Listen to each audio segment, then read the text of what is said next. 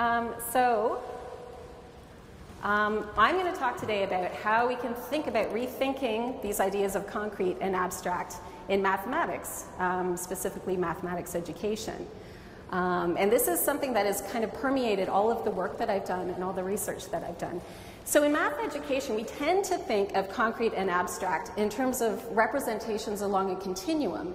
And we tend to overlay this hierarchy on this continuum from less mathematical to more mathematical. And our goal seems to be to move students along the continuum from concrete to abstract representations because we deem them to be more mathematical. And in contrast, if we think about concrete representations are tangible and solid. We can explore them, we can play with them, we can manipulate them, but we seem to perceive them as too childish or too immature, and therefore not very mathematical. The other thing that we think about in terms of concrete representations is that we perceive them as leading to learning that is very specific and very limited. So for example, kids can build patterns with color tiles, plastic tiles, but how does that generalize to thinking about linear relations? Abstract representations, on the other hand, lead to learning we perceive that is wide and general, particularly if the representations themselves are symbolic, because symbolic representations are a generalization.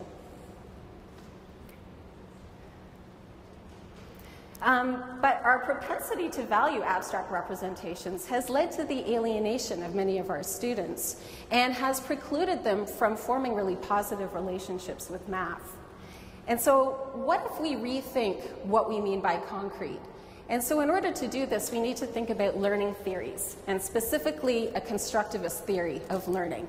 So constructivism tells us that every single person comes into the world and starts to construct their understanding of the world. All of our understanding of objects and of concepts comes from is constructed by us as we interact in the world. Every person actively constructs his or her understanding of the world. So for example, think of an object such as a table. We all have a really solid idea of what a table is. And we didn't come into the world with this understanding, but through our interactions with multiple representations of table, we formed a really solid idea of table. So the more interactions, the more connections and meaningful experiences a person has with different examples of the same concept, the more concrete that concept becomes for them. So this means that the concreteness of an object doesn't come from the object itself. It's not a property of the object itself. It is a property of our relationship to the object. It comes from our constructed understanding of the object. So if we take this a little bit further, it means that any object or concept can become concrete.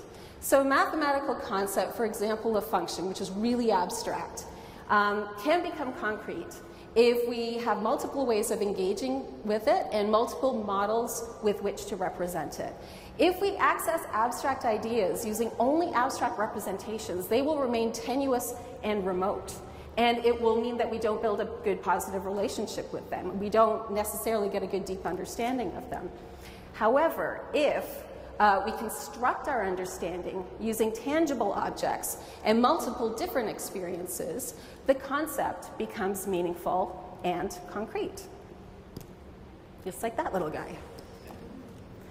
So learners need multiple opportunities to interact with and form connections among different representations. And the more connections they make with experiences and representations, the more concrete that concept becomes. They also need opportunities to engage with concepts in idiosyncratic ways in order to create lifelong, personal, positive relationships with these concepts, rather than just memorizing a sequence of algorithms. So, abstract concepts can become mathematical objects. And like any other objects, they can be held onto, they can be explored, they can be played with, and they can be manipulated. So really, when we think about it, we don't want students to move from concrete to abstract. We don't want them to move from deep understanding to tenuous understanding, and we don't want them to move from good relationships with math to not so great relationships with math. Instead, what we really need to think about is moving students from abstract to concrete. That's it. Thank you.